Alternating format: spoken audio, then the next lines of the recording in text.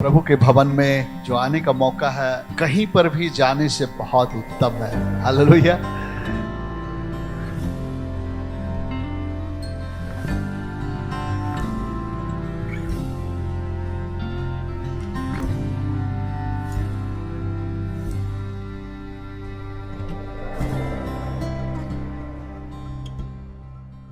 स्थानों पे खड़े हो जाएं और प्रभु को धन्यवाद देंगे कि प्रभु ने हमें जीवितों की भूमि में रखा है कि हम उनके नाम की स्तुति कर सकें। आमेन, हालेलुया। जब हम ऊंचे आवाज़ से स्तुति करते हैं, हर एक अंधकार की गढ़ यीशु मसीह के नाम से टूट जाती है। आमेन, हालेलुया। आइए हम अपनी आंखों को बंद करें और प्रभु को धन्यवाद दें कि हमारा परमेश्वर विश्वास योग्य परमेश्वर है, कभी ना बदलने वाला। उसने कहा, मैं सर्वदा एक समान हूँ, मैं जो हूँ सो हूँ, मैं कभी बदलता नहीं हूँ। हालेलुया।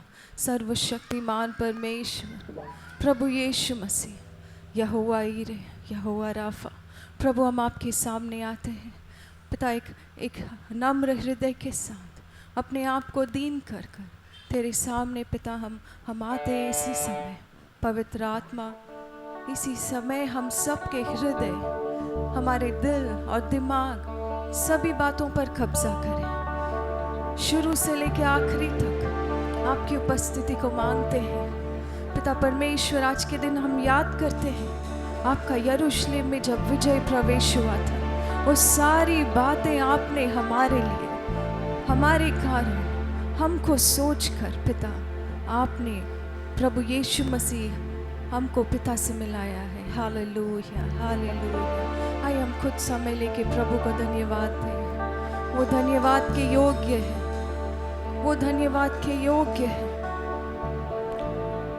हालेलुया। धन्यवाद मेरे स्वर्गीय पिता, तेरी करुणा बड़ी है, तेरी दया बड़ा है पिता। हम सोच नहीं सकते हैं पिता, आप उस रीति से, आश्चर्य रीति से काम करते हैं। Thank you Lord, thank you Lord पिता।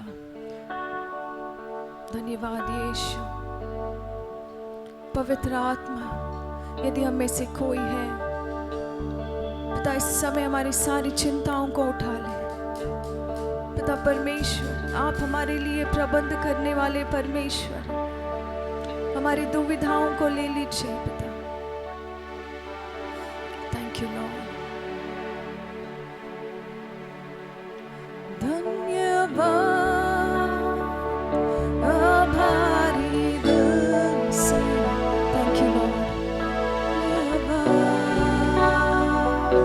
उसको जो पवित्र, धन्यवाद क्योंकि वो दिया यीशु क्रिस्ट।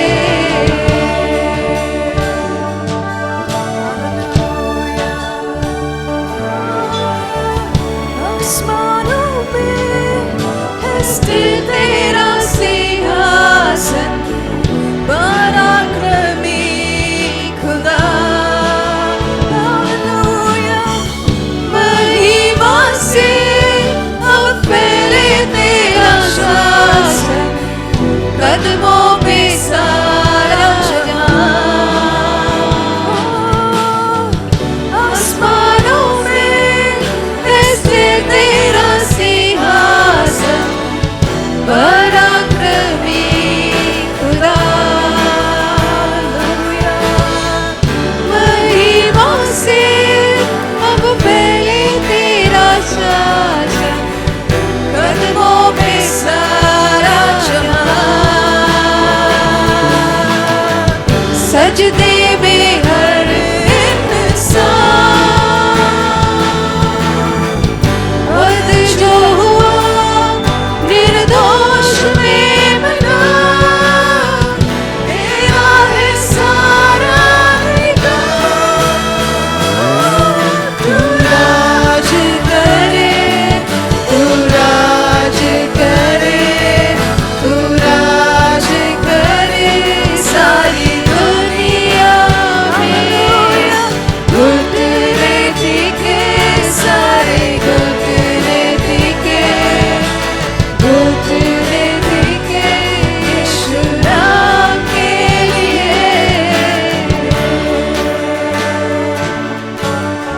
वचन कहता है हर एक घुटना टिकेगा हर एक जुबान अंगीकार करेगी कि यीशु ही प्रभु है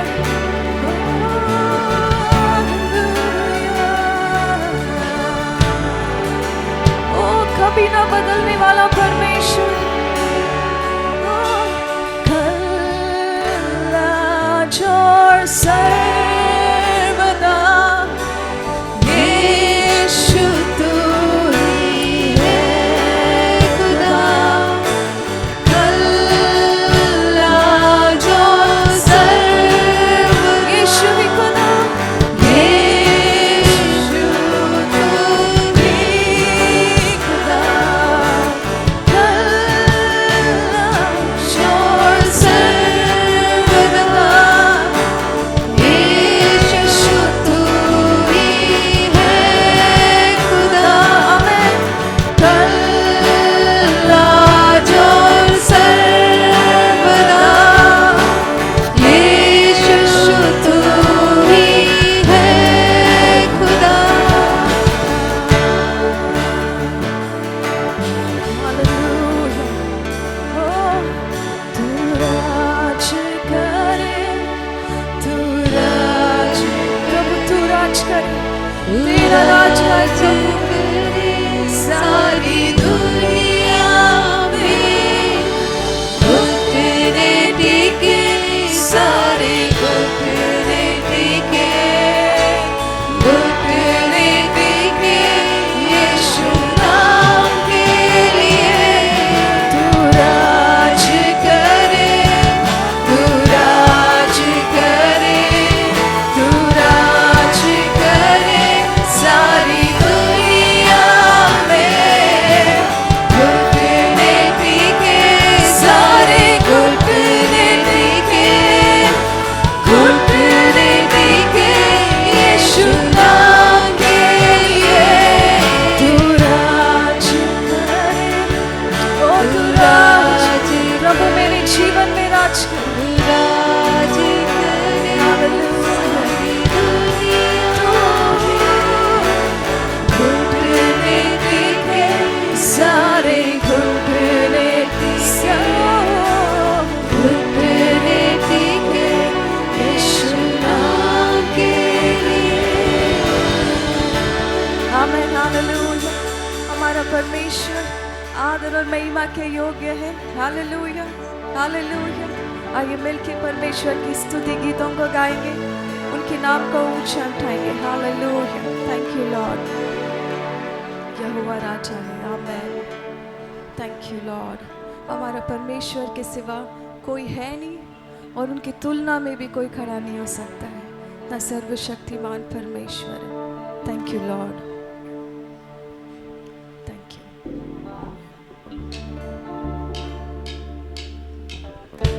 ताली ताली बजाते हुए।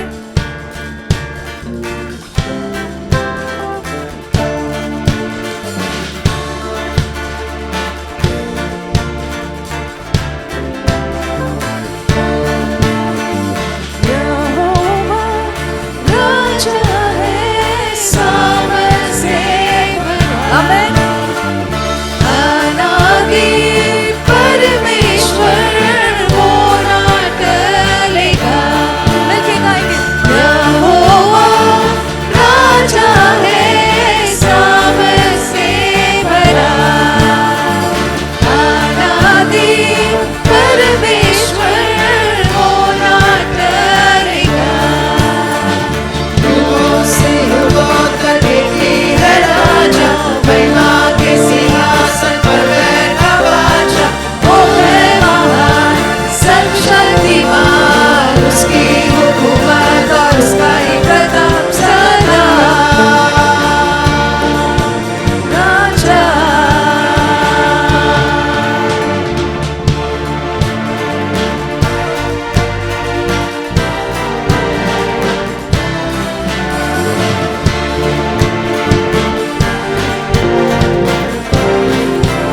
यहोवा राजा है, यहोवा राजा है, सामर्थ से भरा। आमीन।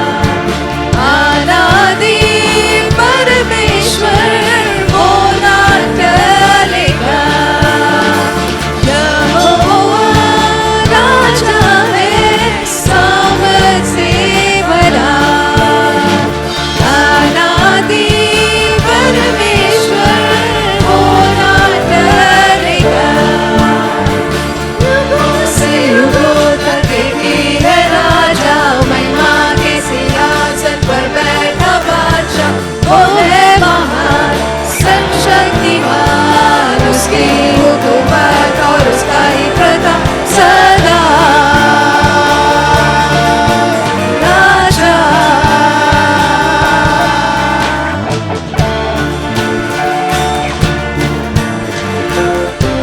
आमीन। हालेलुया। प्रभु आदर और महिमा के योग्य है।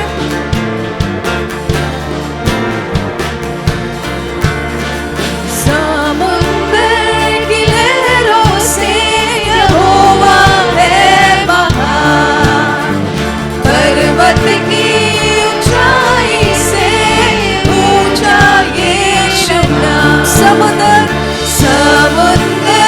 की लहरों से यहोवा है महान, पर्वत की ऊंचाई से ऊंचा यीशु नाम। युगों से युगों तक एक ही है राजा, महिमा के सिंहासन पर बैठा बादशाह। वो है महान, सर्वशक्तिमान, उसकी हुकूमत और उसका ही प्रताप सदा। राजा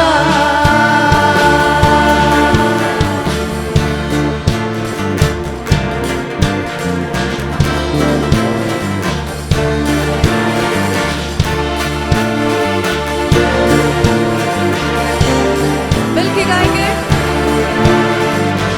आओ मिलकर हम सब गाए, राजा उसका परचम हम लहराए। राजा उसके सामने सर झुकाए, राजा उसके नाम की जय जय गाए। आओ मिलकर हम सब गाए, राजा उसका परचम हम लहराए। राजा उसके सामने सर झुकाए, उसके नाम की जय जय गाए। युगों से युगों तक एक ही है राजा, महिमा के सिंहासन पर बैठा बादशाह। वो है महान, सर्वशक्तिमान, उसकी हुकूमत और उसका ही प्रताप सदा। राजा युगों से युगों तक एक ही है राजा, महिमा के सिंहासन पर बैठा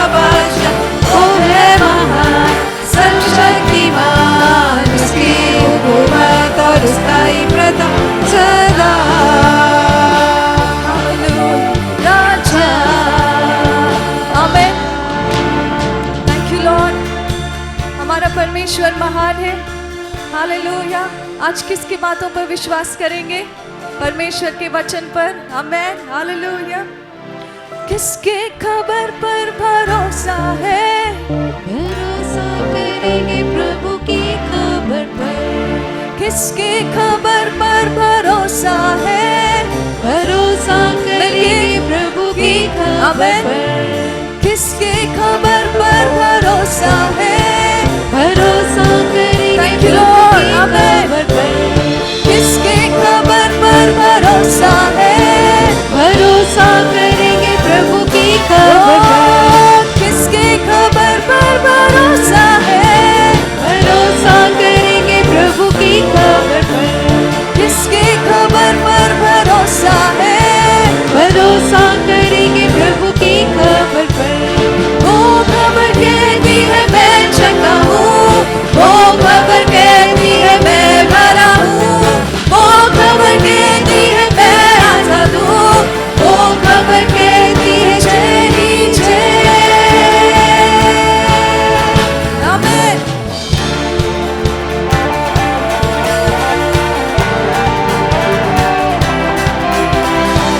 Thank you, Lord.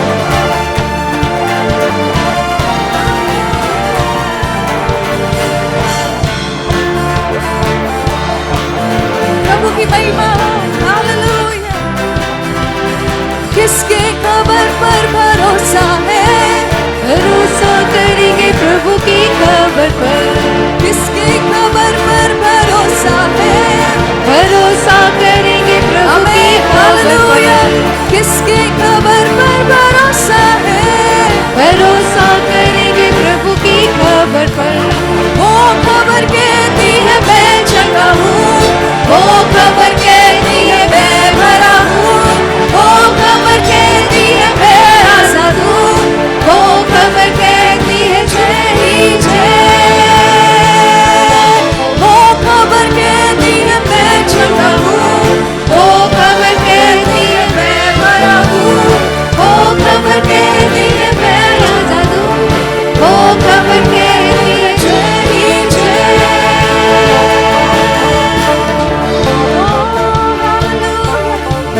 Thank you, Lord. प्रभु तेरी महिमा हो यहाँ। Hallelujah.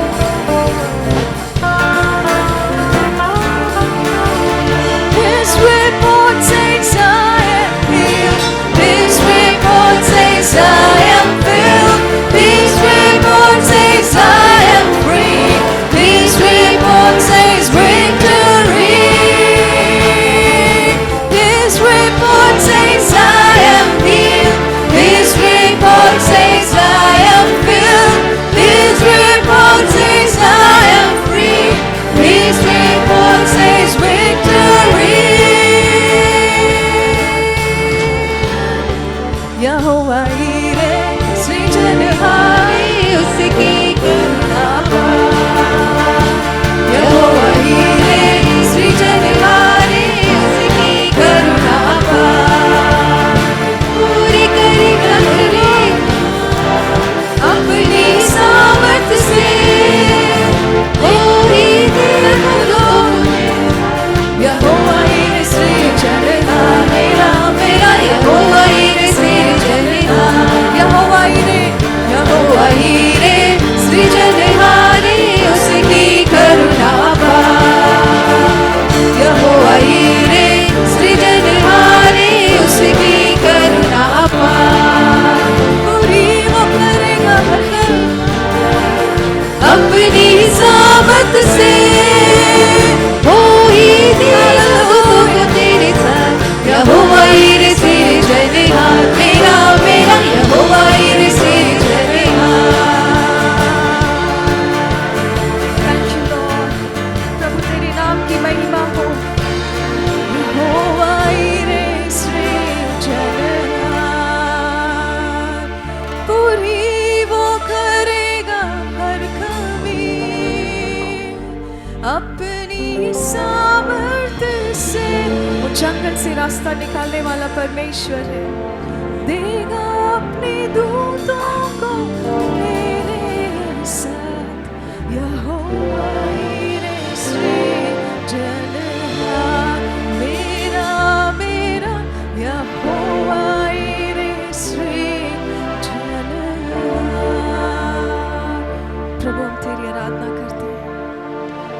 सर्वशक्तिमान परमेश्वर, आश्चर्य रूप से कार्य करने वाले प्रभु, समुद्र को दो भागने वाले परमेश्वर, तेरे जैसा कोई ना है, ना था, ना कभी आ सकता है। सर्वदा के लिए तू परमेश्वर है, एकमात्र जीवित परमेश्वर।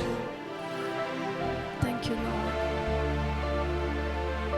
Thank you Lord. प्रभु तेरे नाम को ऊंचा उठाते हैं। आइए इस समय हम अपने हाथों को उठाकर प्रभु की आराधना करें। जब हम उनके उपस्थिति में आए, उनके सम्मुख आए, एक मन एक चित होके, एक परिवार के तौर पर इस कलीसिया एक मन होकर प्रभु की आराधना करें।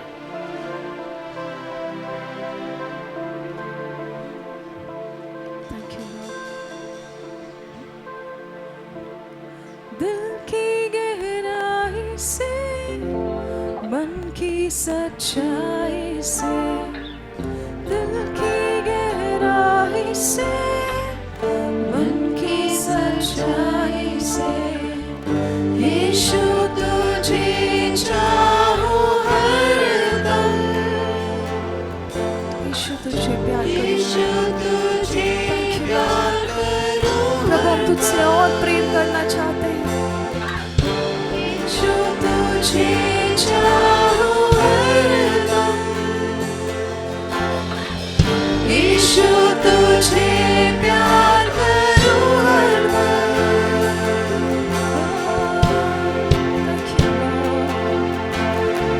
प्रभु पूरे हृदय के साथ, पूरे मन के साथ अपने परमेश्वर से प्रेम रखो, सब पूरे मन के साथ। दिल की गहराई से, मन की सच्चाई से, दिल की गहराई से, मन की सच्चाई से, यीशु तुझे चाहूं हरदम, यीशु तुझे प्यार करूं हर पल।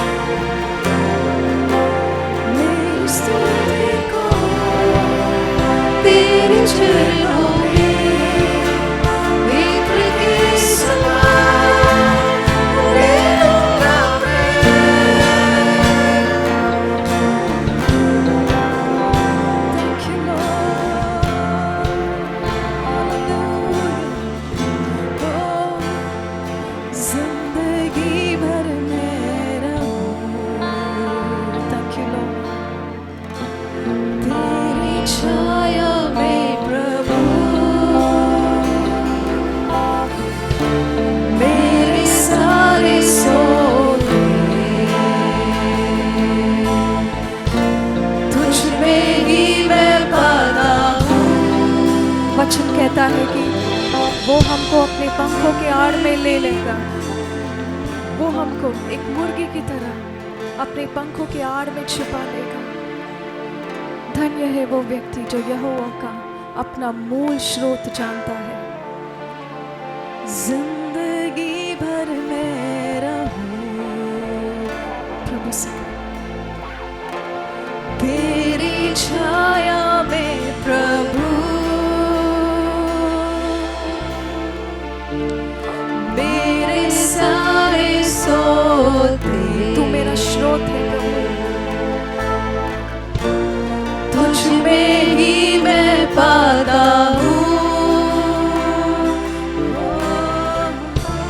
जिंदगी भर मैं रहूं तेरी छाया में प्रभु, मेरे सारे सोते तुझ में ही मैं पाता हूँ। जिंदगी भर मैं रहूं तेरी छाया में प्रभु, मेरे सारे सोते तुझ में ही मैं पाता हूँ। मेरी जिंदगी मेरी अमानत, तू ही मेरा पिता,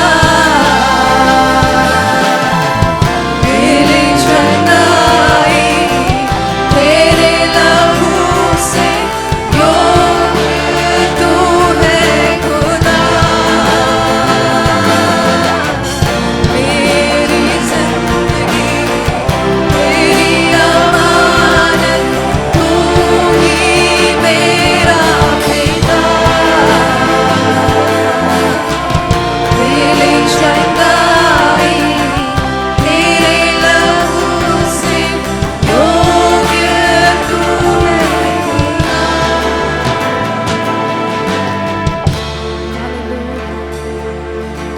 तेरी आराधना हो स्वर्गीय पिता। हालेलुया। आइए हम अपने परमेश्वर के नाम को पुकारें। Thank you Lord. तेरी आराधना हो ओ सर्वशक्तिमान परमेश्वर पिता, आपकी उपस्थिति हमको बदल नहीं पाए स्वर्गीय पिता। Thank you Lord. हमेशा के लिए हमेशा वो ही परमेश्वर, वो कभी बदलेगा नहीं।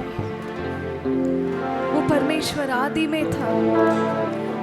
वो कहता है कि मैं आदि हूँ और मैं ही अंत हूँ। मेरे पहले ना कोई है ना कोई आ सकता है। आइए उस जीवित परमेश्वर के सम्मुख उनके महापवित्र स्थान में जाने के लिए प्रभु यीशु मसीह ने हमको इजाजत दे दिया। हमेशा के लिए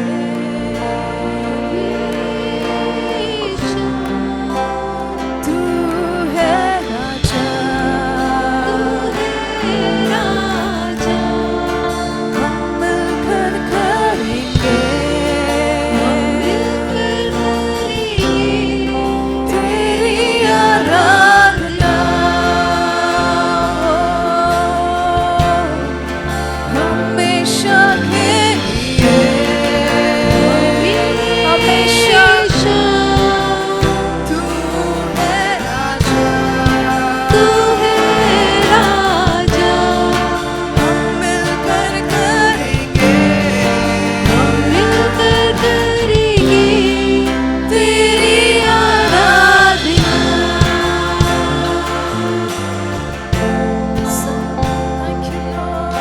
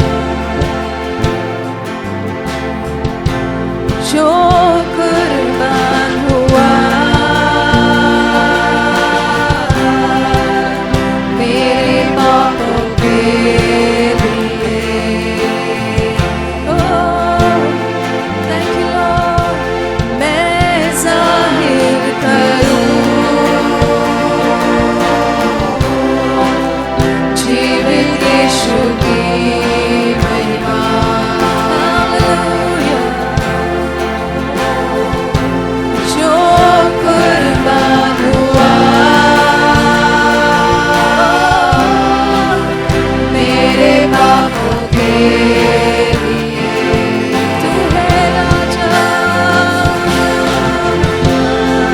हमेशा के हमेशा तू है राजा तू है राजा हम मिलकर करेंगे हम मिलकर करेंगे तेरी आराधना। आइए हम अपनी आवाजों को उठाकर अंगीकार करें। ओ हमेशा के लिए आइए मिलके हमेशा तू है राजा तू है राजा हम मिलकर करेंगे हम मिलकर करेंगे तेरी आराधना। Thank you, Lord. प्रभु तू जीवित परमेश्वर है, युगान युगों तक एक सा, कभी ना बदलने वाला, सर्वशक्तिमान, आदि और अंत, शारोन का गुलाम, यहूदा का शेर, जीवित परमेश्वर। प्रभु हम तेरे सामने झुकते हैं प्रभु, अपने आप को तेरे सामने सौंपते हैं प्रभु, तेरे राज्य के लिए। प्रभु तेरी महिमा हमारे जीवन के द्वारा होने पर, इस कलीसिया के द्वारा होने पर, हमारे कलीसिया के बच्चों के द्वारा, जवानों के द्वारा, हर एक जन जो यहाँ उपस्थित है प्रभु, आपके नाम की गवाही देने पाए स्वर्गीय पिता। धन्यवाद देते हैं पिता, आपको सारा आदर महिमा देते हैं।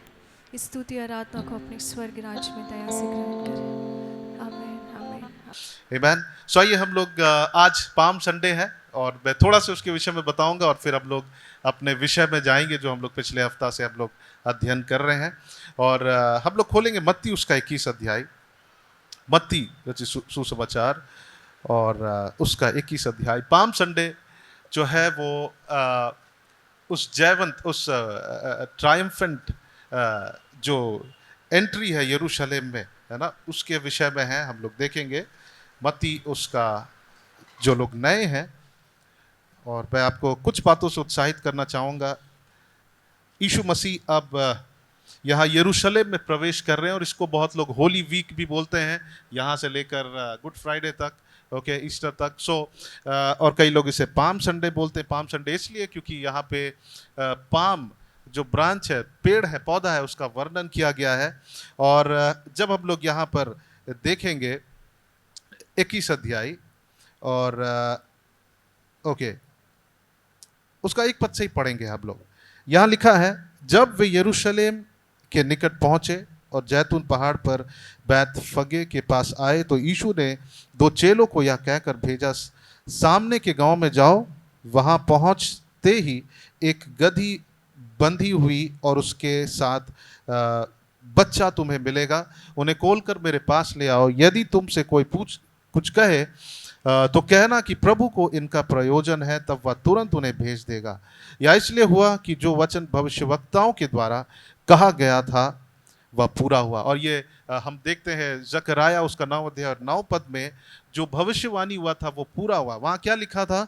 उस समय यीशु मसीह यहाँ इस पृथ्वी पर नहीं आए थे, लेकिन इस भविष्यवाणी को किया गया था। लिखा, सिय्योन की बेटी से कहो कि देख तेरा राजा तेरे पास आता है, वह नम्र है और गधे पर बैठा हुआ, वरन लादू का बच्चा है। ओके, हम लोग जकराया उसका 9 अध्याय 9 पद कोई पढ़ेंगे, वहाँ पे क्या लिखा है हम लोग देखेंगे। जकराया उसका 9 अध्याय और उसका 9 पद, और अगर किसी को मिल जाता है वो पढ़ ले। जकराया 9 अध्याय और उसका 9 पद लिखा है, हे सिय्योन बहुत ही मगन हो, हे यरूशलेम जय जयकार करो, क्योंकि तेरा राजा तेरे पास आएगा, वह धर्मी और उद्धार पाया हुआ, वह दीन है और गधे पर वरन गधी के बच्चे पर चढ़ा हुआ आएगा। तो यहाँ लिखा है, हे सिय्योन बहुत ही क्या हो, मगन हो। और इस दिन लोग आनंद मना रहे थे और पहली बार इजराइल इस बात को कहते हैं कि हमारा राजा आ रहा है। ओके, बट देन उनके माइंड में कुछ ये था कि वो सोच रहे थे कि जो रोमी लोग थे, रोमन्स, ओके, वो राजा उनको उनसे बचाने के लिए आ रहा। उनके माइंड में ये माइंड सेटअप था। लेकिन यीशु मसीह जिस लिए आ रहे थे वो ये था कि वो हमें पापों से छुटकारा दे। हालेलुया। हमें श्राप से, हमें पाप से, हमें बंधन से छुड़ाए। और इसलिए यीशु मसीह वहां पर आ रहे थे। और यही लोग कुछ दिनों के बाद यीशु मसीह को क्या करते हैं? क्रूस पर चढ़ाते। लेकिन उस दिन वो लोग आनंद मना रहे हैं।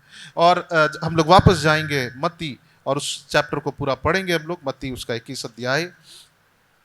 और यहाँ पे लिखा है, चेलों ने जाकर जैसे यीशु ने उनसे कहा था वैसे ही किया, और गधी और बच्चे को लाकर उन पर अपने कपड़े डाले और वह उन पर बैठ गया। तब बहुत से लोगों ने अपने कपड़े मार्ग पर बिछाए, और अन्य लोगों ने पेड़ से डालियां काट कर मार्ग में बिछाई। ओके। और ये पर्टिकुलरली ये पाम जो पौधा है उसके पौधों को, उसके डालियों को काट कर वो लोग बिछाए।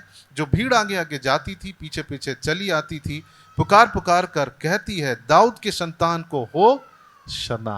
हालेलुया। यूजुअली हम सोचते हैं कि ये हम प्रभु की महिमा कर रहे हैं, बट हो शन्ना का मतलब होता है हमें अभी बचा, सेव अस नाउ। और इजराइल वहां पर, यहाँ पे पहली बार हम देख रहे हैं कि इजराइल इस बात को कह रहा है कि हमारा राजा है ना, यीशु मसीह को अपना राजा कह रहे हैं। क्यों? क्योंकि उनके माइंड में एक बात है कि वो रोमी साम्राज्य से क्या करेगा? उसको बचाएगा। लेकिन यीशु मसीह किस लिए आ रहे हैं? किस लिए वहां प्रवेश किए? लोगों को पापों से छुड़ाने के लिए। हालेलुया। और वो अब इस वक्त स्वर्ग में वो राज कर रहे हैं, और वो इस पूरी पृथ्वी पर भी क्या करेंगे? राज करेंगे। और वो एक दिन सारे, वो क्या है? वो राजाओं का राजा है। हालेलुया, आमीन। सो यहां पर हम लोग, मैं आपको कुछ बातों से उत्साहित करना चाहता हूं। यहाँ इजरायली लोग क्या चिल्ला रहे हैं? होसन्ना, होसन्ना, जिसका मतलब क्या है? प्रभु हमें बचा, सेव अस नाउ। एक वचन को खोलेंगे, भजन संहिता उसका 107, और यहां पर हम कुछ बातों को देखेंगे जो परमेश्वर हमसे एक्सपेक्ट करता है। मेरे प्रिय और भाइयों और बहनों, हम लोग इस बात को जाने कि इस दिन यीशु मसीह क्या करने जा रहे हैं। लोग आनंद मना रहे हैं, लोग कह रहे हैं कि हमारा राजा आ गया है, और वो पाम के जो ब्रांचेस है उसको लेकर हिला रहे हैं, उनका स्वागत कर रहे हैं। लेकिन यीशु मसीह कहाँ जा रहे हैं पता? वो हमारे लिए क्रूस पर मरने के लिए जा रहे थे। हालेलुया, आमीन। कुछ ही दिन बाद यही लोग उसे क्रूसित करते हैं। और ये क्यों हुआ? यीशु मसीह जब वहां प्रवेश किए, वो भविष्यवाणी पूरा हुआ कि यीशु मसीह हमारे लिए क्या करने जा रहे हैं? क्रूस पर मरने के लिए जा रहे हैं। आमीन। भजन संहिता उसका 107 पद को पढ़ेंगे, और हम इस बात को देखेंगे कि परमेश्वर हमसे क्या एक्सपेक्ट करता है। 107 अध्याय और उसका 4 पद से। और यहां पे संकट से छुटकारा के लिए यहां पे लोग क्या कह रहे हैं परमेश्वर से? कि प्रभु मुझे छुड़ा, परमेश्वर मुझे छुड़ा। और यहाँ पे जब देखेंगे, यहोवा का धन्यवाद करो क्योंकि वो भला है और उसकी करुणा सदा की है। यहोवा के छुड़ाए हुए लोग ऐसा ही कहें जिन्हें उसने शत्रु के हाथ से दाम देकर छुड़ा लिया है, और उन्हें देश देश से, पूरब पश्चिम उत्तर दक्षिण से इकट्ठा किया है। और यहाँ लिखा है, वे जंगल में मरुभूमि के मार्ग पर भटकते फिरे, और कोई बसा हुआ नगर ना पाया। भूख और प्यास के मारे वे क्या थे? विकल हो गए थे। ओके, ये शारीरिक रीति से, बट देन उससे भी जो बुरा परिस्थिति है वो हमारा आत्मा का है। और यहाँ पर ये लोग फिजिकली, ये लोग बहुत ही प्यासे हैं, विकल हैं। और लिखा है 6 पद में, तब उन्होंने संकट में, किसमें? संकट में यहोवा को दुहाई दी, और उसने उनको सकेती से क्या किया? छुड़ाया। यीशु मसीह, परमेश्वर ने उन्हें क्या किया? छुड़ाया। ये लोग क्या किए? परमेश्वर को पुकारे, और परमेश्वर ने उन्हें छुड़ाया। ओके, और उन्होंने ठीक मार्ग पर, और उनको ठीक मार्ग पर चलाया। अंग्रेजी में जब हम पढ़ेंगे तो हम इस बात को देखेंगे। Uncle, can you read in English please? 6th, yes.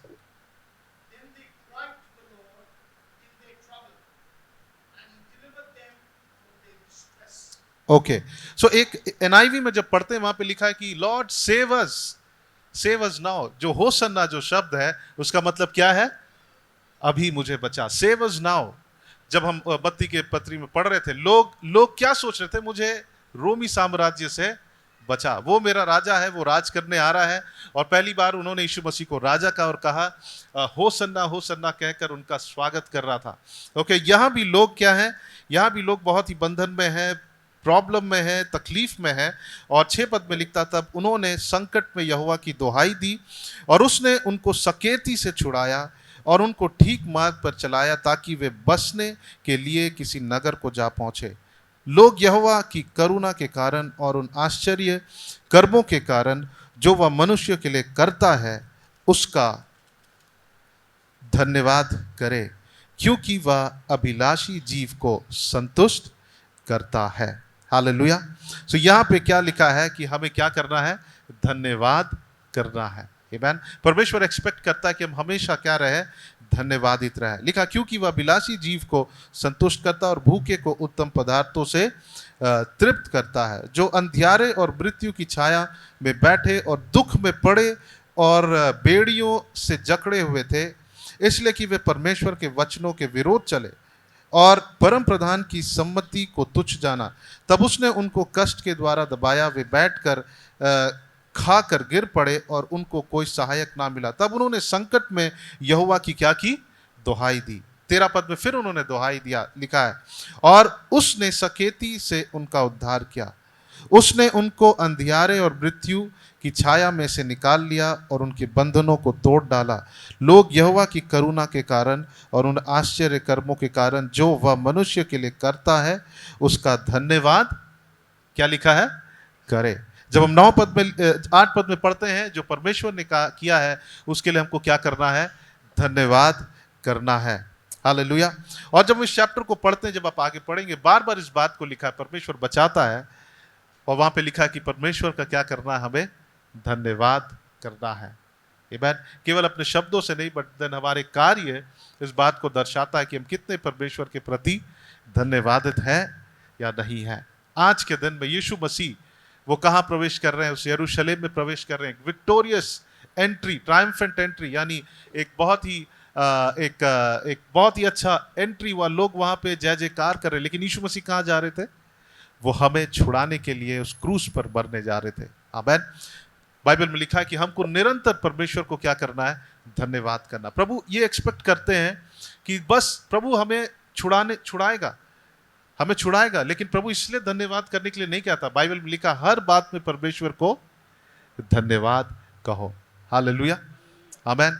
सो आइए इस पाम संडे के दिन हम लोग इस बात को, हम भजन संहिता को हम स्मरण करें, हम याद करें। जब हम आगे भी पढ़ेंगे और भी बातों को पाएंगे, वहां बार बार लिखा है कि धन्यवाद करें, धन्यवाद करें। प्रभु हमें छुड़ाएगा, परमेश्वर हमें छुड़ाने के लिए आया, लेकिन हमको निरंतर क्या रहना है? परमेश्वर के प्रति धन्यवादित रहना है। Hallelujah. We have to thank God. Hallelujah. So आइए हम लोग पिछले वीक जो हम लोग अध्ययन कर रहे थे, हम अपने विषय में जाएंगे और हम लोग मन के विषय में अध्ययन कर रहे थे। और मन जो है हमारा, बाइबल में लिखा है, सबसे अधिक अपनी मन की रक्षा कर, क्योंकि जीवन का मूल स्रोत वही है।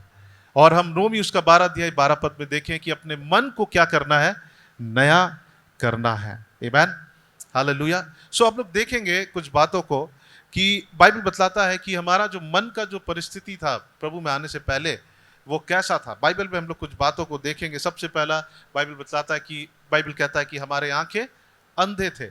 ओके, हमारा मन अशुद्ध था और हम शारीरिक थे। ओके, और हम परमेश्वर की क्या थे? बैरी थे। सो कुछ हम लोग अपने परिस्थिति को देखेंगे कि हमारा मन कैसा था। हम लोग खोलेंगे 2 कुरिन्थियों उसका 3 अध्याय और उसका 14 पद। हम लोग कुछ वचनों को पढ़ेंगे और बहुत सारी बातों को कहता है बाइबल कि हमारा मन की परिस्थिति कैसी थी। कोई पढ़ देंगे 2 कुरिन्थियों उसका 3 अध्याय और उसका 14 पद।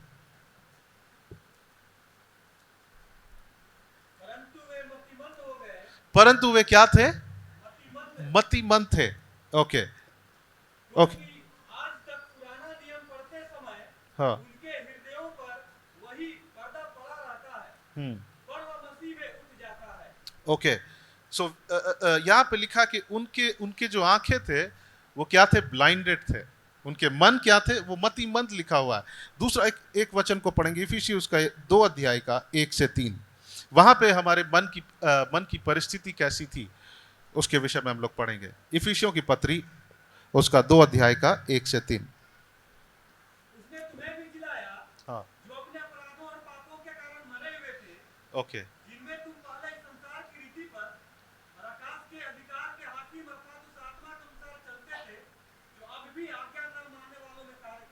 सो जब इस वचन को पढ़ते हमारा मन कैसा था? अशुद्ध था, अनक्लीन। ओके, हमारा मन में शुद्धता नहीं थी, अनक्लीननेस था। और एक वचन को पढ़ेंगे, इफिसी 4 अध्याय उसका 17 पद को। इफिसी 4 अध्याय और उसका 17 पद।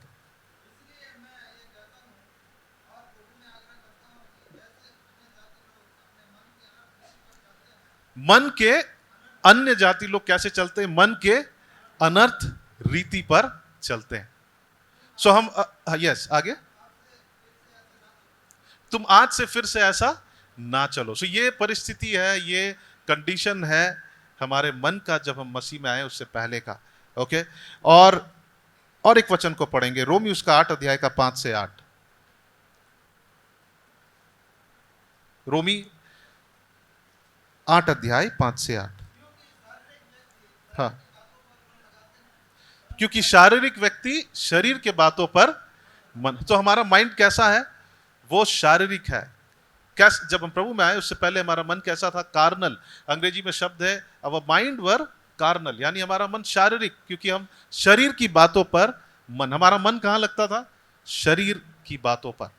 और एक वचन को पढ़ेंगे, ओके, रोमी उसका 1 अध्याय और उसका 28 पद। रोमी 1 अध्याय और उसका 28 पद।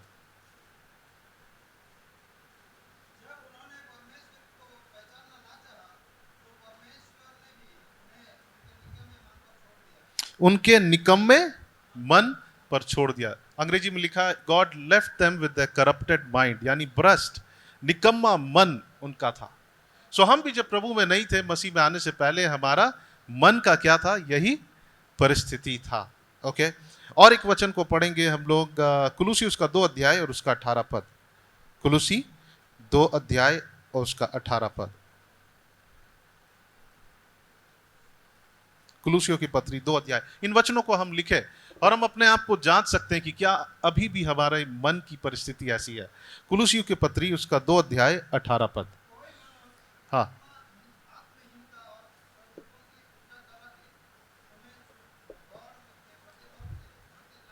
ओके, कोई जोर से पढ़ दीजिए कुलूसियों की पत्री। कोई मनुष्य आत्महीनता और स्वचिंतों की पूजा करा करके तुम्हें दौड़ के प्रतिफल से वंचित ना करे, ऐसा मनुष्य देखी हुई बातों में लगा रहता है और अपनी शारीरिक समझ पर वेद बोलता है। ओके, सो क्या लिखा है? अपनी शारीरिक समझ पर। इंग्लिश में लिखा है लेट, ओके, आप क्या पढ़े थे? कुलूसियों की पत्री उसका 2 अध्याय का 18 पद। Okay, let no one cheat you of your reward, taking delight in false humility and worship of angels, intruding into those things which he has not seen, vainly puffed up by his fleshly mind. वहां पे लिखा है कि अपने मन में क्या हो गया? वो घमंडी हो गया।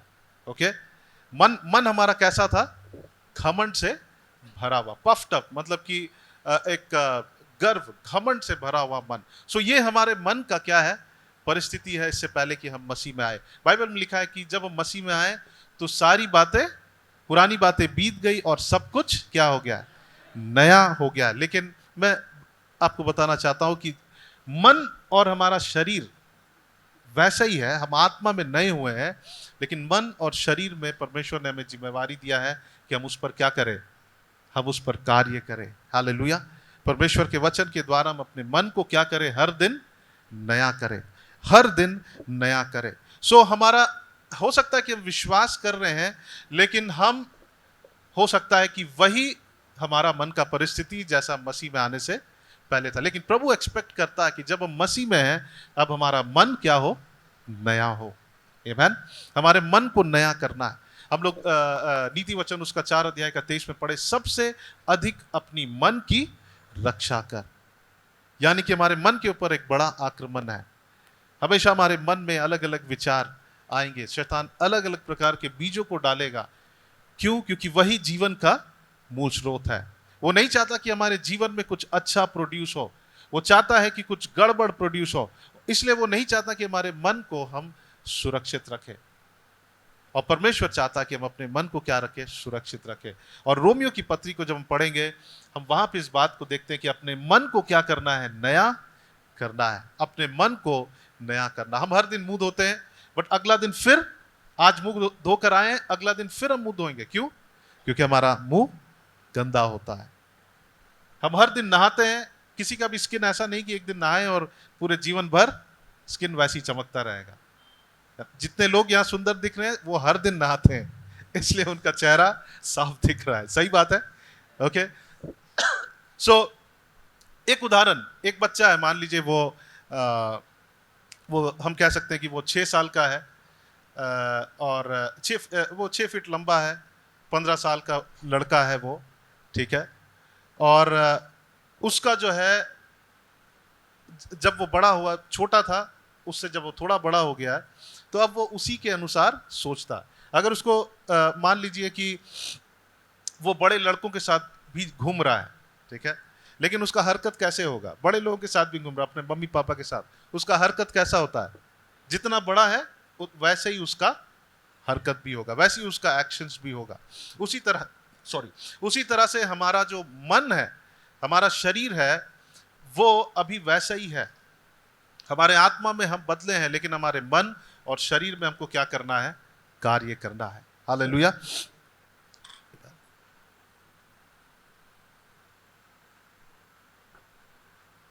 हम लोग खोलेंगे रोमी उसका 12 अध्याय और उसका 2 पद।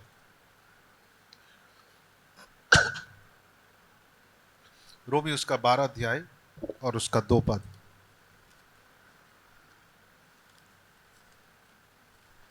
रोमियो की पत्री 12 अध्याय और उसका 2 पद। हम लोग सब जानते हैं इस वचन को, लास्ट वीक भी पढ़े थे, लेकिन हम फिर से पढ़ेंगे।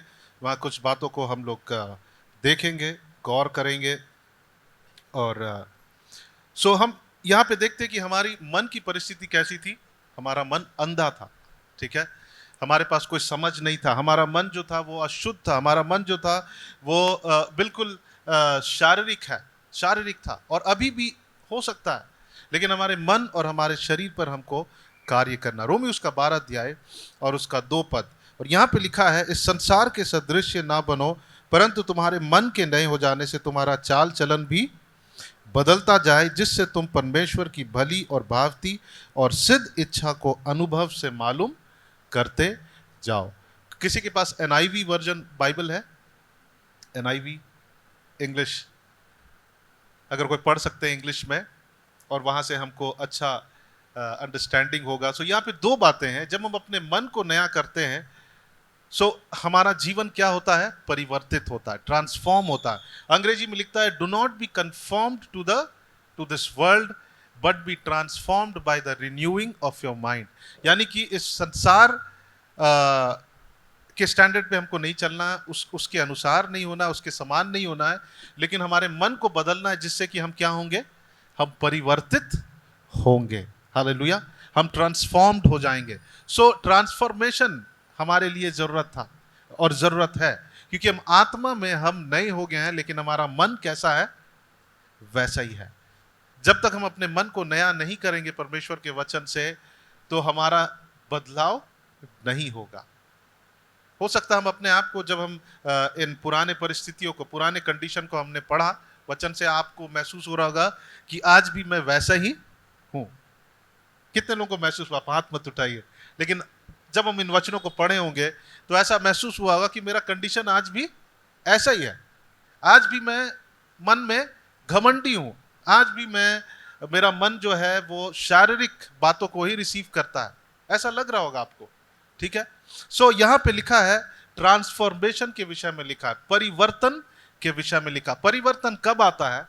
जब हम अपने मन को नया करते हैं। हालेलुया। और दूसरी बात क्या होता है कि जब हम अपने मन को नया करते हैं, हम लोग केमिकल लैब में हम लोग क्या करते हैं? टेस्ट करते हैं, और उसके बाद उसका जो रिजल्ट है कैसे लिखते हैं? हेंस इट इज प्रूव्ड, लिखते हैं ना। सो जब हम टेस्ट करते हैं, ठीक है, हम क्या करते हैं? हम उसको प्रूव करते हैं कि ठीक है, ये केमिकल में ये है, ये ऐसा रिएक्ट करता है, और ये केमिकल ठीक है, इसके क्वालिटी, मतलब इसके जो भी गुण है वो सही है, ठीक है। सो जब हम अपने मन को नया करते हैं, अपने मन को नया करते हैं, सो हम परमेश्वर की इच्छा को क्या कर रहे हैं? उसे हम प्रूव कर रहे हैं। इंग्लिश में कोई पढ़ दीजिए क्या लिखा है। इंग्लिश में जब हम पढ़ेंगे हमें अच्छा अंडरस्टैंडिंग आएगा। Do not conform to the pattern of this world, yes but be transformed by the renewing of your mind. Hmm. Then you will be able to test and approve what God's will is, His good, pleasing, and perfect will. Okay, then you will be able to Then you will be able to test, okay, and approve and approve, test करके, यानी test का test को कह सकते हैं उसको आप परख सकते हैं, ठीक है। वहां लिखा है एंड टेस्ट का एक दूसरा शब्द है एनालाइज, यानी विश्लेषण, ओके। एंड उसके test and you can approve the will of God, यानी हम टेस्ट करके परमेश्वर की जो इच्छा है उसको क्या करते हैं, प्रूव करते हैं। कब? जब हमारे मन को हम नया कर रहे हैं तो हम क्या कर रहे हैं, परमेश्वर की इच्छा को हम प्रूव कर रहे हैं अपने जीवन से। हालेलुया, आमीन। सो यहाँ दो बातें हैं, जब हम अपने मन को नया करते हैं हमारा जीवन क्या होता है, वो परिवर्तित होता है, परिवर्तित होता है, ओके। सो जैसे कि जो चट्टान होते हैं, पत्थर होते हैं, हम लोग जियोग्राफी में पढ़े होंगे, एक शब्द है जिसको बोलते हैं मेटामॉर्फिज्म, ठीक है। उसका मतलब होता है चेंजेस, ठीक है, बदलाव। तो वैसे ही यहाँ पे जब लिखा है परिवर्तन, अंग्रेजी में लिखा है तुम्हारे मन के नए हो जाने से तुम्हारा हिंदी में लिखा है तुम्हारा चाल चलन भी बदलता जाए, ठीक है। अंग्रेजी में लिखा है कि do not be conform to this world but by the renewing of your mind you will transform. Hallelujah, transform yourself by the renewing of your mind, यानी हमें क्या करना, अपने आप को परिवर्तित करना है, अपने मन को नया करके। हालेलुया, आमीन। सो जब तक हम अपने मन को नया नहीं करेंगे हम अपने आप को परिवर्तित नहीं कर सकते हैं। यहाँ जितने बैठे होंगे और इस पूरे देश में जितने मसीह लोग होंगे ये विश्वास करते होंगे कि यीशु मसीह उनके लिए क्रूस पर मरे, गाड़े गए, तीसरे दिन जी उठे। यस, हम आत्मा में नए हुए हैं लेकिन हमारा मन कैसा है, वैसा ही है।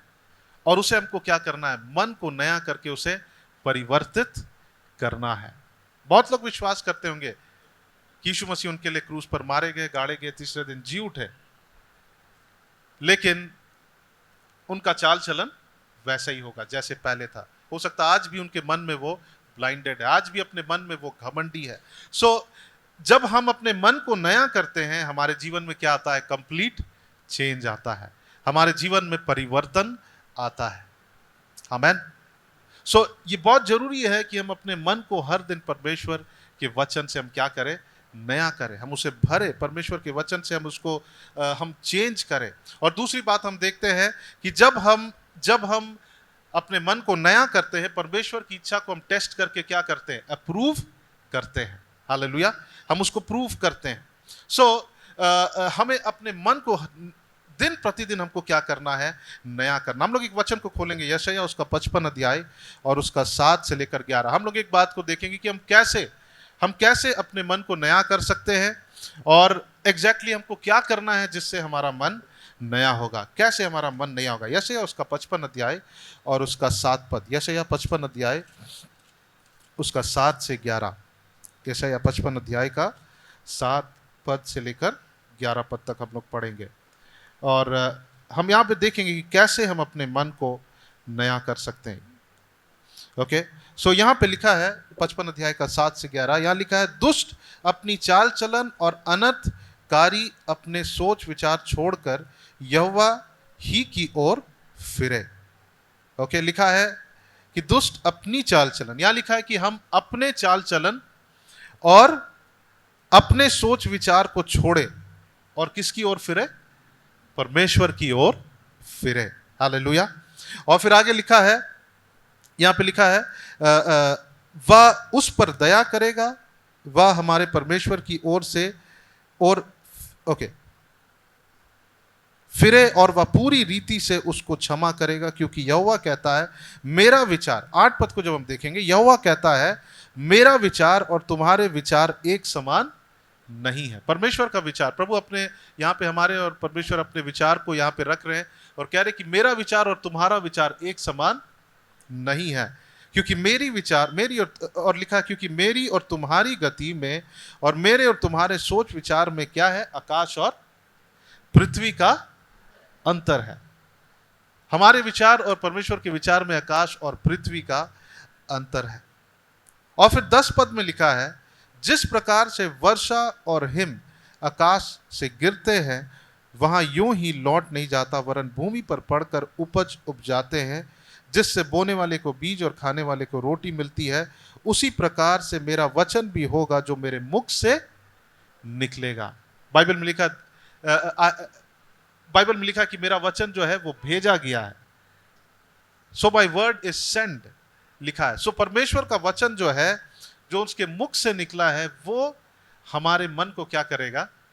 नया करेगा। वो हमारे मन को क्या करेगा? परिवर्तित करेगा। हम अपने बल से हम अपने मन को नया ठीक नहीं कर सकते। बहुत लोग कुछ मोटिवेशनल टीचिंग्स को सुनते हैं और वो सोचते हैं कि उनका मन नया हो जाएगा। नहीं, केवल परमेश्वर का वचन जो उसके मुख से निकला है। क्यों? क्योंकि परमेश्वर की सोच और विचार वो हमारे विचार से अलग है। जो वचन उसकी ओर से आया है, वो वचन, वो भेजा गया वचन हमारे मन को क्या करेगा? वो नया करेगा। आमेन। सो 2 बातें, परमेश्वर का वचन और पवित्र आत्मा जो है, पवित्र आत्मा का अगुवाई है, वो हमें क्या करेगा? हमारे मन को परिवर्तित करेगा। हालेलुया, आमेन। हम लोग कुछ वचनों को पढ़ेंगे और उससे पहले हम लोग कुछ एग्जाम्पल्स को देखेंगे। अगर मान लीजिए एक लड़का फेल होता है, ठीक है, वो अपने एग्जाम्स में फेल हो गया है, और अगर उसका मन परिवर्तित है, अगर उसका मन परमेश्वर के वचन से भरा हुआ है, ठीक है, वो फेल होगा, वो रियलाइज करेगा कि मेरी गलती से मैं फेल हुआ हूं, ठीक है। वो उसको इग्नोर नहीं करेगा, वो रियलाइज करेगा कि मैं अपने गलती से फेल हुआ हूं, मैं ठीक से पढ़ाई नहीं किया। लेकिन वो क्या कहेगा? वो उस वचन को कहेगा कि मैं वो पेड़ हूं जो बहती नालिया के पास लगाया गया हूं। हालेलुया। जो व्यक्ति वचनों को नहीं पढ़ता, उसका मन नया नहीं है, रिन्यूड नहीं है, वो क्या सोचेगा? अब मैं नहीं कर सकता हूं, अब मैं इसे नहीं कर सकता हूं, मैं फेलियर हूं। भजन संहिता उसका 1 अध्याय को जो हम पढ़ेंगे, और ये वहां पे लिखा है, भजन संहिता 1 अध्याय, जिनको नहीं मालूम है और आप अपनी बाइबल में खोलकर पढ़ सकते हैं। भजन संहिता 1 अध्याय और उसका 1, 2 और 3 पद को जब हम पढ़ते हैं, 3 पद को, वहां लिखा है, वह उस वृक्ष के समान है जो बहती नालियों के किनारे लगाया गया और अपने ऋतु में फलता है और उसके पत्ते कभी मुरझाते नहीं है। लेकिन जो व्यक्ति का मन नया नहीं है, जिसका मन परमेश्वर के वचन से हर दिन नया नहीं होता, अपने वचन, परमेश्वर के वचन से, भेजा गया वचन से अपने मन को नया नहीं करता, वो क्या कहेगा? कि मैं मुरझा गया हूं, मैं फेलियर हूं। ओके। लेकिन जिसका मन नया है, वो क्या कहेगा?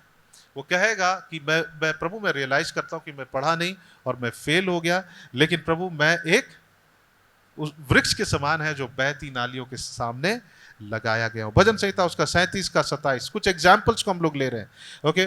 भजन संहिता उसका 37 और उसका 27 पद, और वहां पे वचन में ऐसा लिखा है, ओके, बुराई को छोड़ और भलाई कर और तू सर्वदा क्या रहेगा? बना रहेगा। तू सर्वदा बना रहेगा, है ना। जो अपने मन को नया किया है, उसके मन में क्या होगा?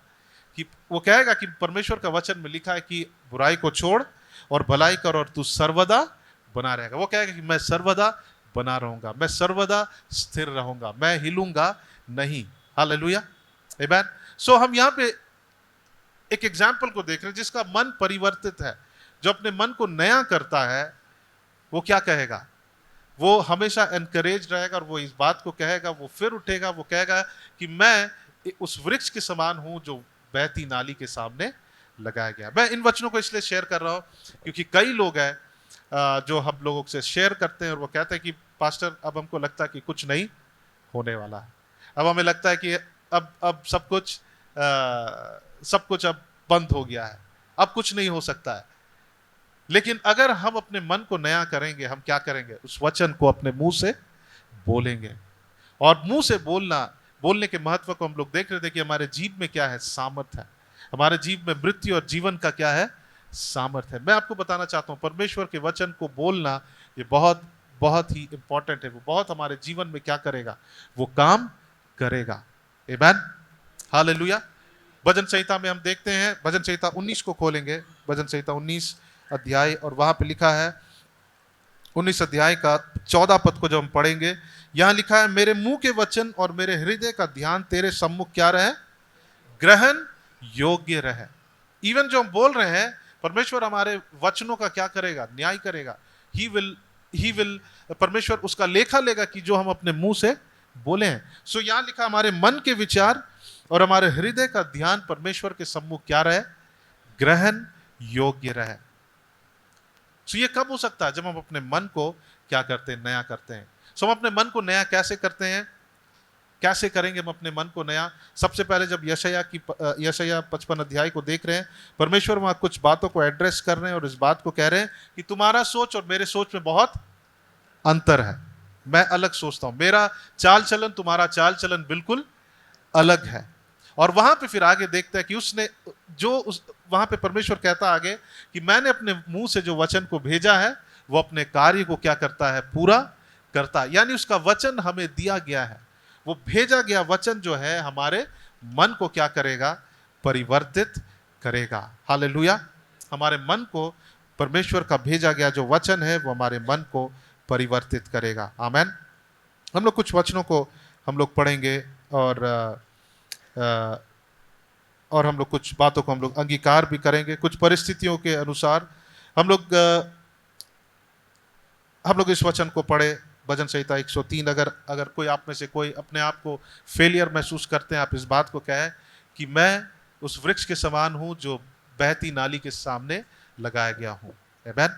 और मैं अपने सीजन में मैं क्या लाऊंगा, फल को जरूर लाऊंगा। आप में से कोई अगर फेल हो रहे हैं, अगर आप में से कोई किसी क्षेत्र में फेल हो रहे हैं, आप इस बात को डिक्लेयर करें कि मैं उस वृक्ष के समान हूं जो बहती नाली के सामने लगाया गया हूं। हालेलुया। अगर आपके जीवन में कोई फाइनेंशियल नीड है ना, उस वचन को हम अंगीकार करें कि परमेश्वर मेरी हर एक आवश्यकता को पूरा करेगा। कैसे? अपने स्वर्गीय भंडार से। He will supply all my needs according to his riches in glory. Hallelujah. परमेश्वर अपने महिमा के अनुसार अपने स्वर्गीय भंडार से मेरे हर एक आवश्यकताओं को क्या करेगा, वो पूरा करेगा। लेकिन अगर हम उनके लिए चिंता करेंगे कि हम परमेश्वर के पास नहीं जाएंगे, उसके वचन से अपने मन को नया नहीं करेंगे, हम क्या करेंगे? सबसे पहली बात, हम अपने मुंह से वही अंगीकार करेंगे जो हमारी परिस्थिति है। जो हमारी परिस्थिति है वो हमारे जीव को कंट्रोल करेगा। लेकिन बाइबल बतलाता है हम अपने वचन से हम क्या करें, अपनी परिस्थिति को नियंत्रण में रखें। हालेलुया। सो हमको अपने मन को नया करना। जो अपने मन को नया करता है, जब वो कभी एक आर्थिक परिस्थिति में है तो वो कुछ वचनों को बोलेगा। भजन संहिता 23 अध्याय और उसका 1 पद हम लोग सबको जानते हैं, यहोवा मेरा चरवाहा है और मुझे कोई घटी नहीं होगी। हालेलुया। यहोवा मेरा चरवाहा है और मुझे कोई घटी नहीं होगी। जब आर्थिक जरूरत है तो जिनके पास ये वचन नहीं है वो क्या कहेंगे, वो चिंता करेंगे। लेकिन जिनके पास ये वचन है, जो अपने मन को इस वचन से भरे, वो क्या कहेंगे, यहोवा मेरा चरवाहा है, मुझे कोई घटी नहीं होगी। यहोवा मेरा चरवाहा है, मुझे कोई घटी नहीं होगी। और एक वचन को पढ़ेंगे, भजन संहिता उसका 84 और उसका 11। भजन संहिता 84 एंड वर्स 11। भजन संहिता 84 एंड वर्स 11। यहां लिखा है, क्योंकि यहोवा परमेश्वर सूर्य और ढाल है, यहोवा अनुग्रह करेगा और महिमा देगा, और जो लोग खरी चाल चलते हैं उनसे वह कोई अच्छी वस्तु रख ना छोड़ेगा। हालेलुया। सो यहाँ पे अगर हम अपने मन को इस वचन से भरें, सो आर्थिक परिस्थिति जब आएगी उस समय हम क्या कहेंगे? हम कहेंगे कि यहोवा परमेश्वर सूर्य और ढाल है, यहोवा मेरे पर क्या करेगा, अनुग्रह करेगा। He will have mercy upon मी, वो मेरे पर अनुग्रह करेगा और महिमा देगा, और जो लोग खरी चाल चलते हैं उनसे वह कोई अच्छी वस्तु रखना छोड़ेगा। हम इस बात को कहेंगे कि परमेश्वर मुझसे कोई अच्छी वस्तु नहीं रख छोड़ेगा। आमीन। और एक वचन को पढ़ेंगे, फिलिपी उसका 4 अध्याय 19 को हमने देखा ऑलरेडी। दूसरा कुरिन्थी उसका 9 अध्याय और उसका 8 पद। दूसरा कुरिन्थी 9 अध्याय और उसका 8 पद। दूसरा कुरिन्थियों की पत्री उसका 9 अध्याय और उसका 8 पद। आइए इन वचनों को पढ़े और बोले इस वक्त। दूसरा कुरिन्थी 9 अध्याय और उसका 8 पद। यहां लिखा है,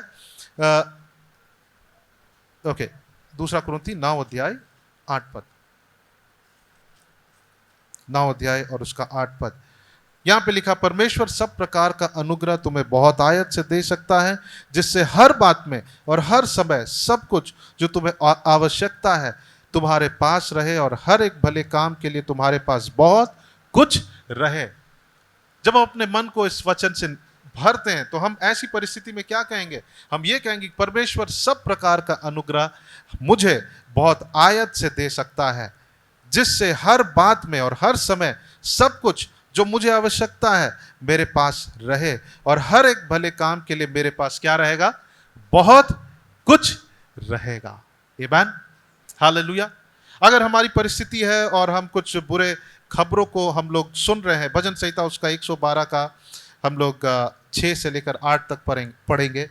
कई बार हम लोग पैनिक करते हैं कि अरे क्या होगा, नहीं होगा। भजन संहिता 112 और उसका 6 से 8, भजन संहिता 112 और उसका 6 से 8।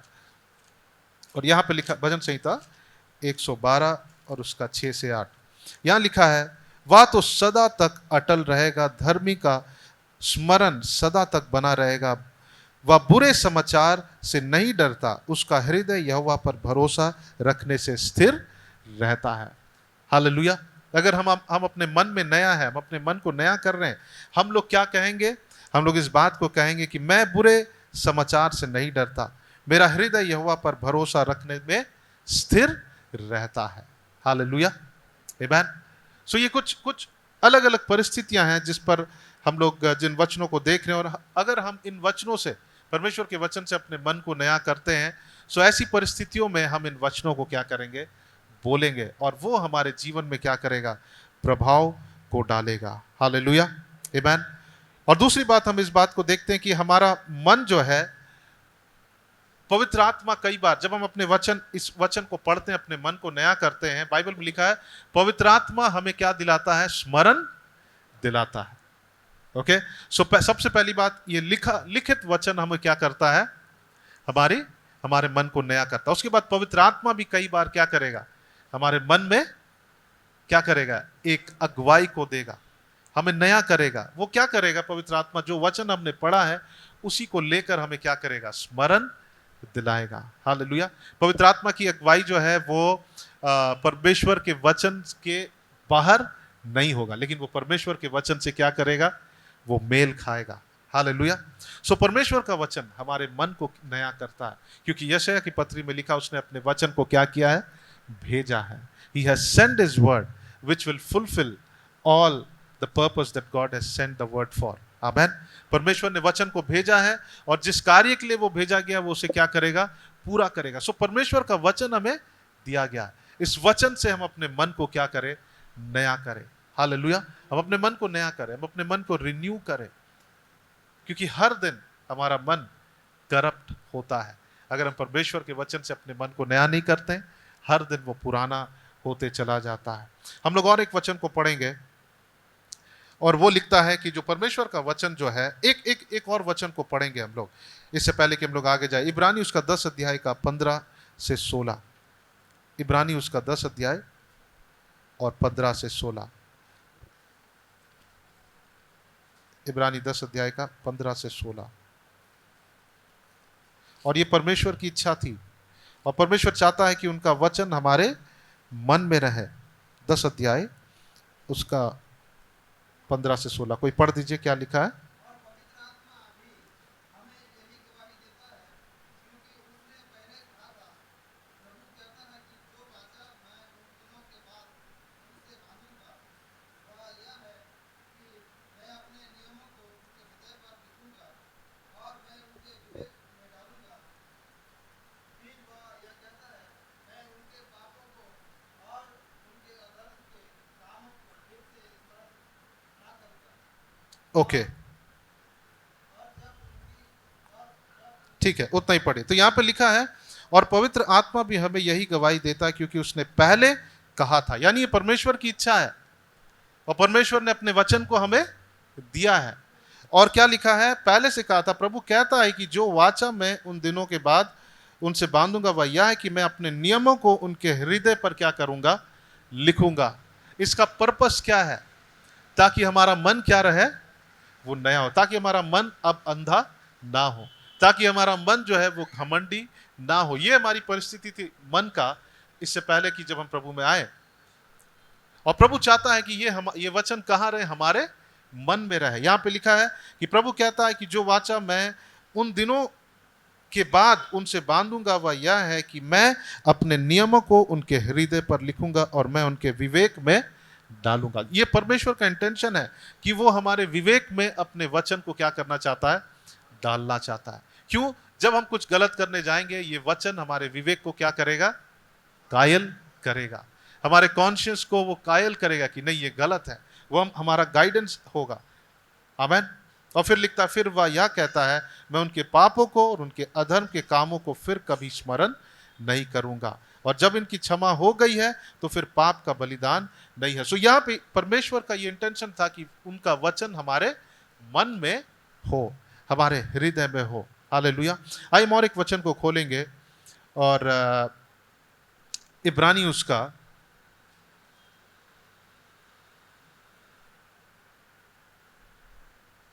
4 अध्याय और उसका 12 पद। इब्रानी 4 अध्याय और उसका 12 पद।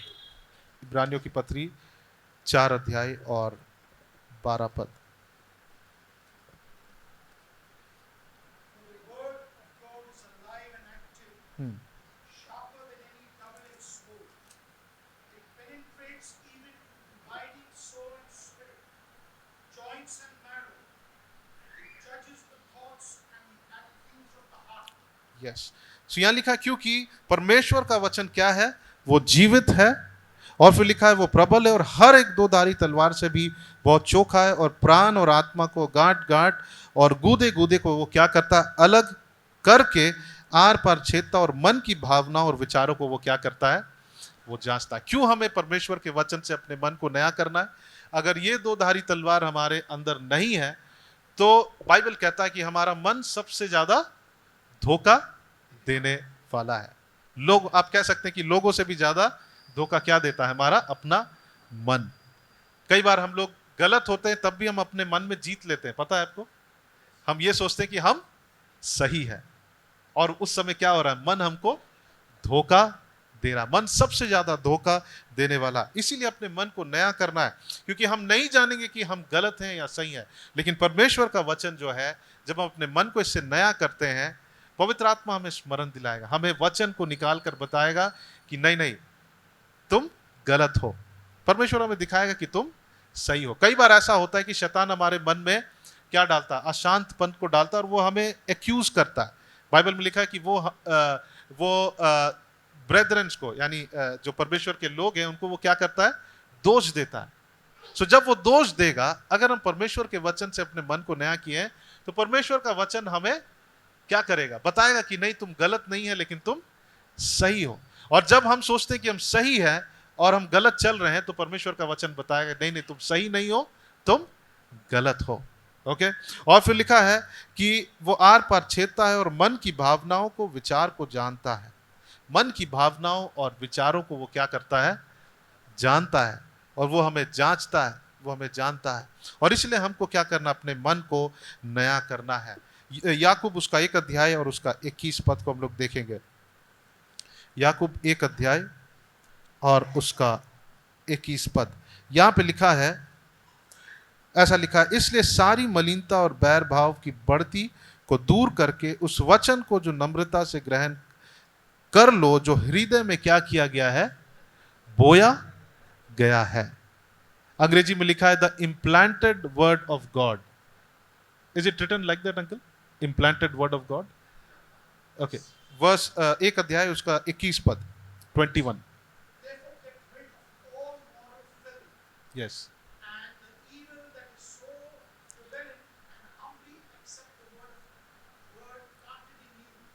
Humbly accept the word that is planted in you. Okay. एक ट्रांसलेशन में लिखा है the word that is implanted in you. एक ट्रांसलेशन में लिखा है the word that is grafted in you. Grafting का मतलब समझते हैं? हाँ, कलम है ना।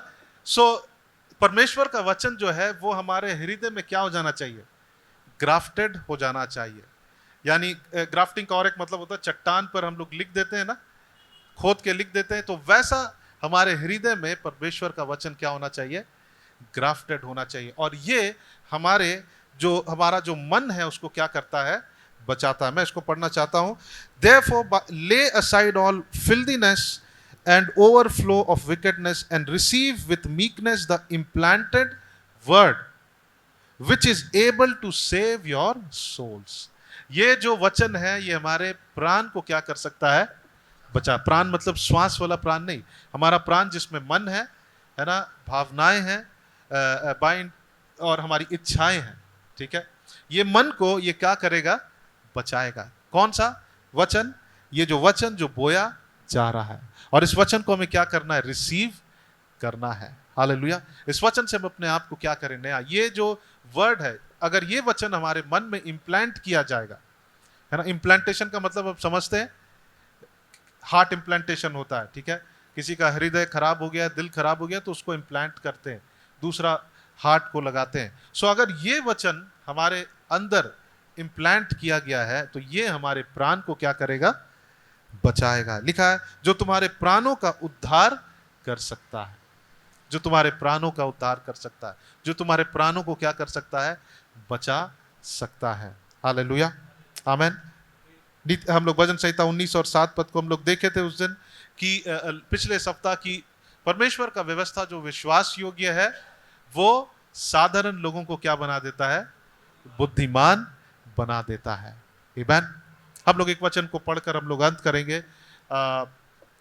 अगर आपको साहस चाहिए, परमेश्वर का वचन साधारण लोगों को ऐसा साहस देता है कि लोग देखकर क्या करेंगे, वो चकित हो जाएंगे कि ऐसा क्या बात है। हम लोग खोलेंगे प्रेरितों के काम, और उसका अगर गलत नहीं हूं, प्रेरितों के काम 14 अध्याय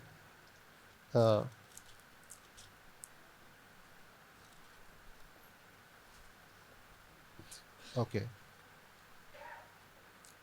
जस्ट अ मिनट, मैं उसे ढूंढ लूं। प्रेरितों के काम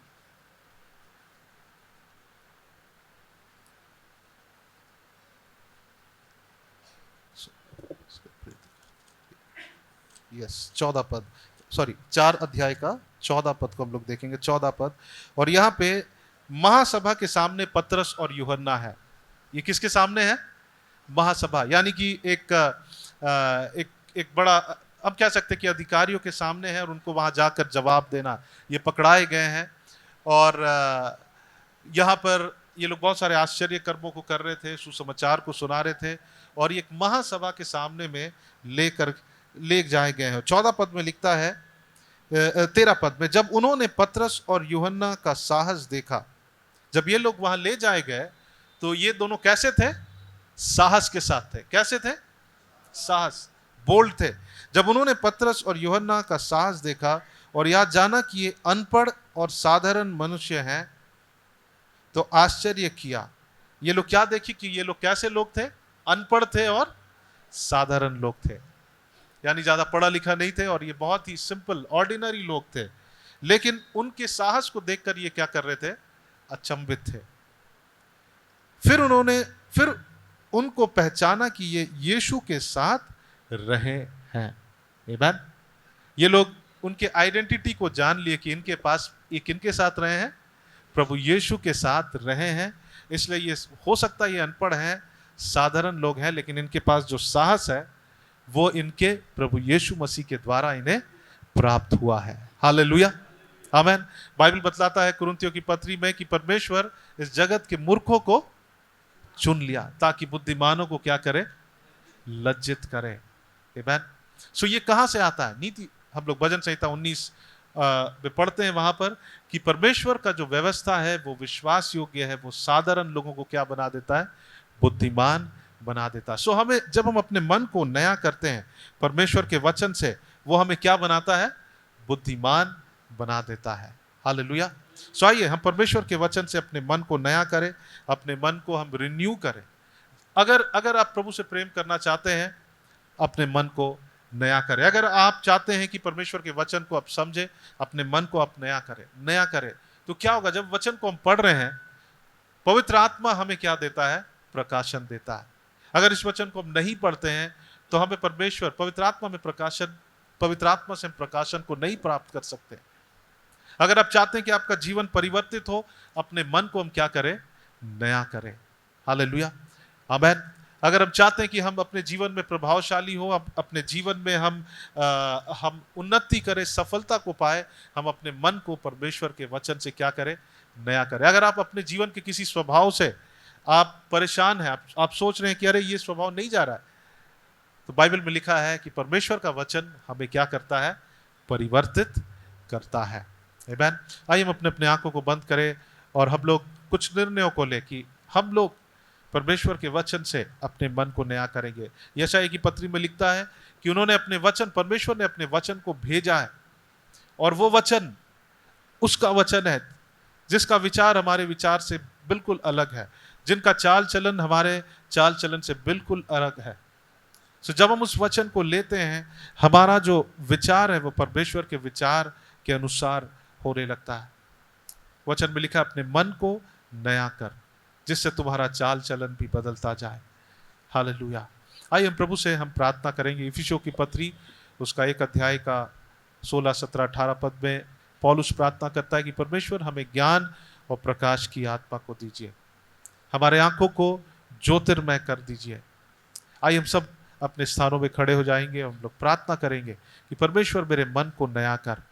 प्रभु हम सचमुच एक नई सृष्टि हो गए हैं अपने स्पिरिट में, आत्मा में, लेकिन हमारा मन वैसे ही कार्य कर रहा है परमेश्वर, हमारा चाल चलन वैसे ही है।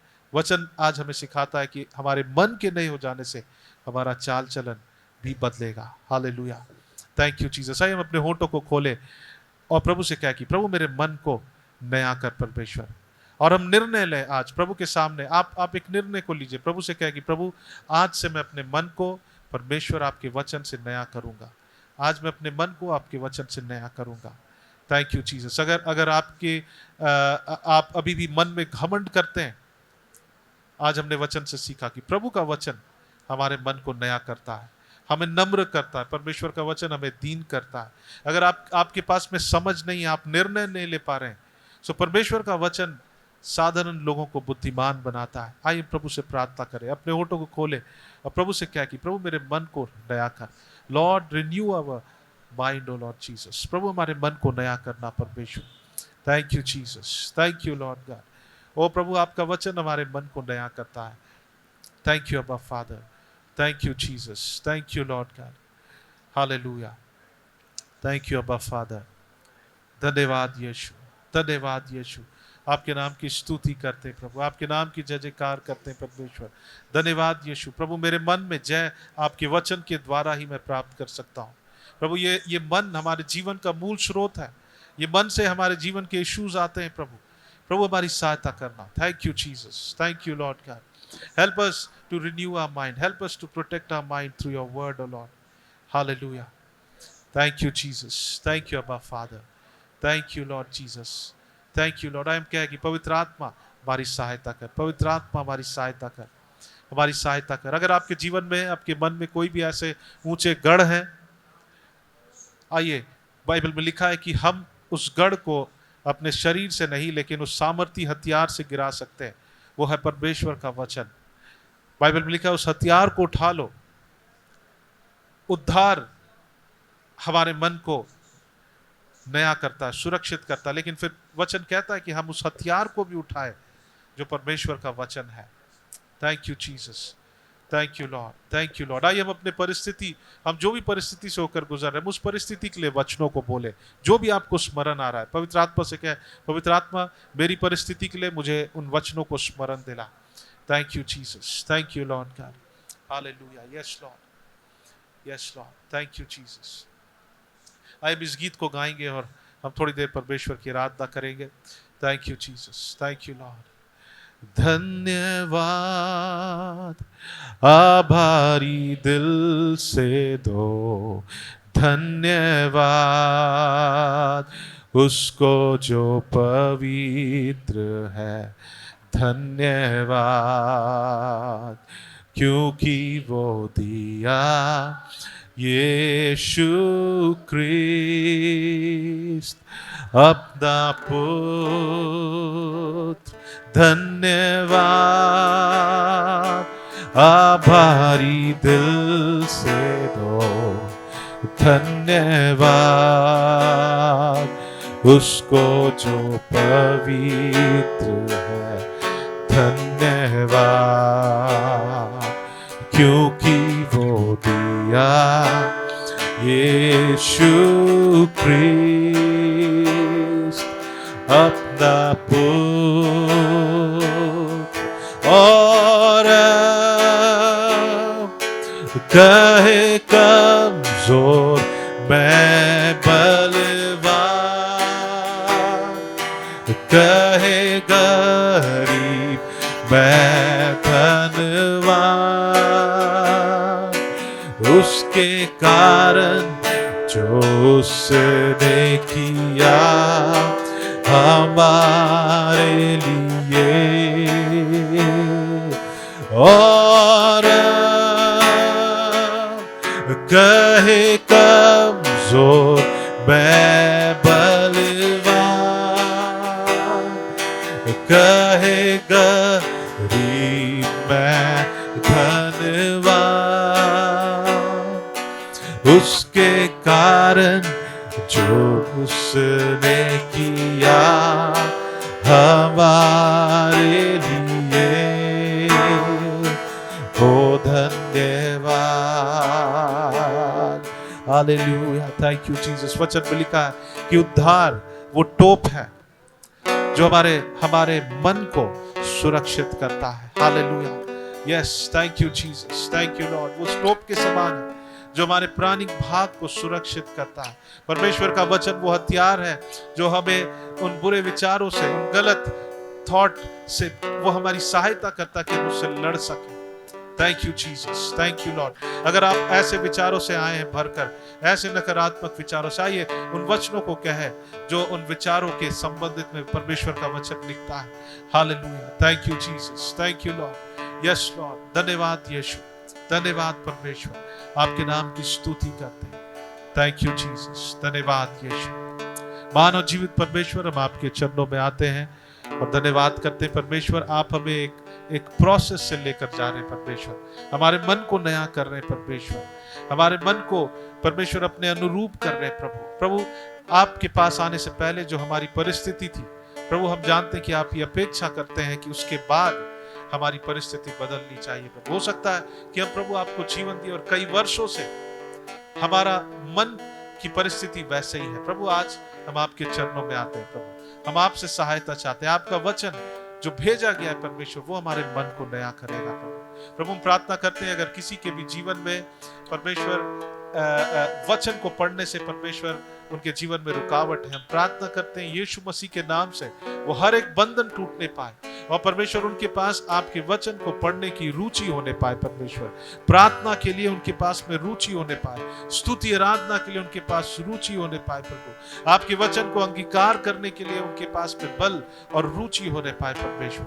थैंक यू जीसस, धन्यवाद यीशु, धन्यवाद। सारा आदर सारा महिमा हम आप ही को देते हैं। ये प्रार्थना आपके बेटे प्रभु यीशु मसीह के नाम से मांगते हैं, सुनिए और दया से ग्रहण करें। आमीन, आमीन।